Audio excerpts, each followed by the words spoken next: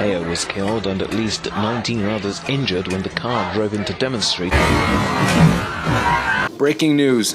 On Sunday, June 24, 2018, the National Park Services has approved an application for white nationalists to rally near the White House in August to celebrate the one-year anniversary of Charlottesville's Unite the Right rally.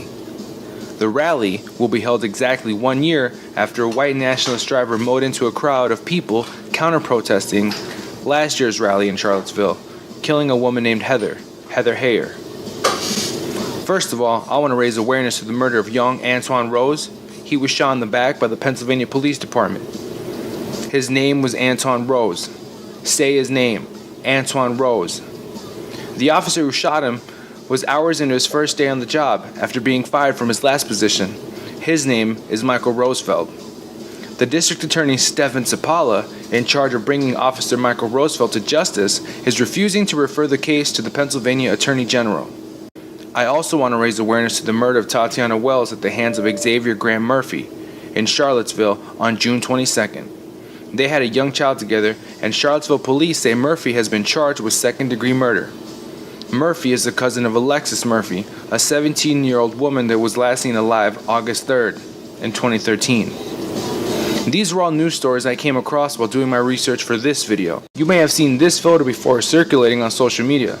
This is DeAndre Harris, who was working as a YMCA camp counselor at the time of his attack. Mr. Harris suffered a head laceration, a concussion, a knee injury, a fractured forearm, a chipped tooth, internal injuries, and a spinal injury. He was unable to return to work and continues to live with the trauma to this day. The attempt against Mr. Harris's life happened inside the Market Street parking garage next to the Charlottesville Police Department, right next to the Charlottesville Police Department. Today we address the fact that white supremacy continues to run this country.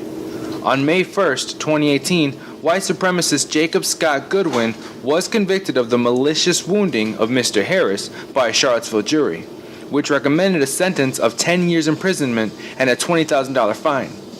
The jury found Goodwin guilty after 2 hours of deliberation. Goodwin was wearing a helmet and goggles and carrying a shield. Photos and videos from that day show he was also wearing white nationalist and white supremacist symbols. Neither the prosecutors nor the defense attorney questioned Goodwin about his affiliation with any white supremacist group. By avoiding these integral parts of the assault, they diminished intent and were able to avoid a more severe punishment. This was a hate crime. They attempted to beat DeAndre Harris to death. We should be making examples out of these racists. We should be locking them up. We should be throwing away the key. White supremacy should not be tolerated in any extent. 3 other men have also been arrested in connection to the attack on charges ranging from felonious assault to malicious wounding. Alex Michael Ramos of Georgia, whose trial began Wednesday, and Daniel Borden of Ohio, and Tyler Watkins Davis of Florida, who faced trials this summer.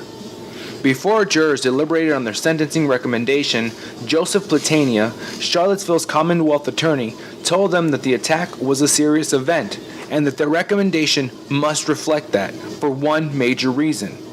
As we sit here, he said, Jacob Goodwin has yet to express any regret for his actions that day.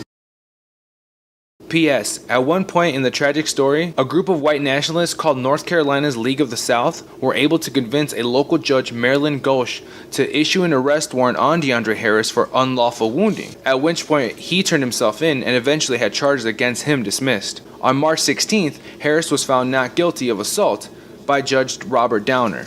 In the following video, we will be addressing a man named Corey Long, another person who was also attacked on that day, 1 year ago, and Long's arrest that came a day after Harris was taken into custody. We will talk about Judge Robert Downer's decision to charge Corey Long on charges of disorderly conduct and sentencing Long to 360 days with all but 20 days suspended. Corey Long will also be required to complete 100 hours of community service. This man is innocent. This was self-defense. Please consider donating to the program, and if you're unable to, please give the video a thumbs up and subscribe for more educational current events. We're only just beginning. My name has been Ulysses Duran with Line Lips and Spike Bats.